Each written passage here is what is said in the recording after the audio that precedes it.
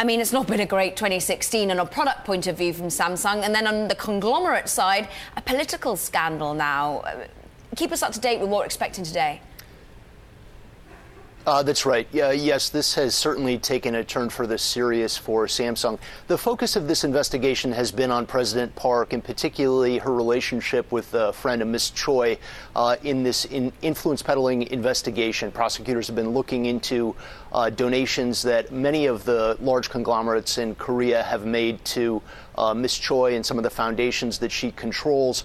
And Samsung has denied any wrongdoing. They've said that it's common for the government to come to the big companies and ask for contributions when there's a charity drive or some kind of sports event. But as the specifics of these contributions have been made public, prosecutors have narrowed their focus in on Samsung. In particular, Samsung was involved in giving a billion won horse, a horse worth almost $1 million, to the daughter of Ms. Choi and millions of others dollars in horse riding lessons. And as prosecutors have focused in on this, it's become more serious, and now they've called in J.Y. Lee. The surprise was that he was called in not just as a witness, but also as a suspect in this bribery investigation. Yeah, that really seemed to be coming as the surprise out of today. What does it actually mean for the leadership of Samsung if the de facto leader is embroiled in this?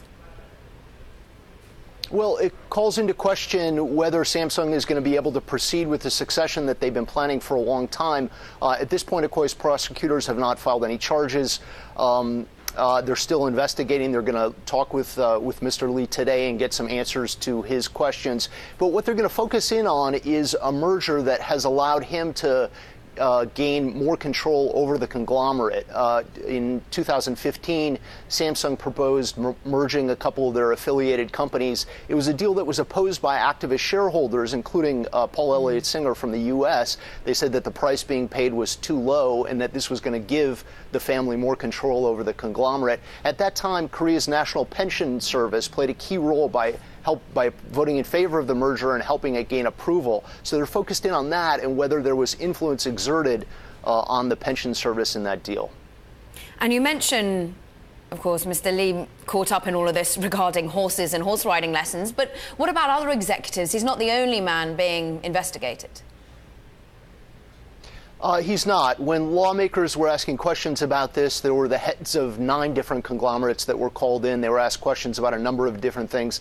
Those include the heads of Hyundai and Lotte and some other places. But now it looks like the focus is narrowed on Samsung. As the special prosecutors proceed here, they're going to move on to other companies. They're trying to dig out more details. But the fact that they're starting with Samsung puts them under the spotlight at this point. And what do we expect to hear today? And indeed, can you just illuminate a little bit on the timeline of things, whether and how much is given out to the press of what will be said today?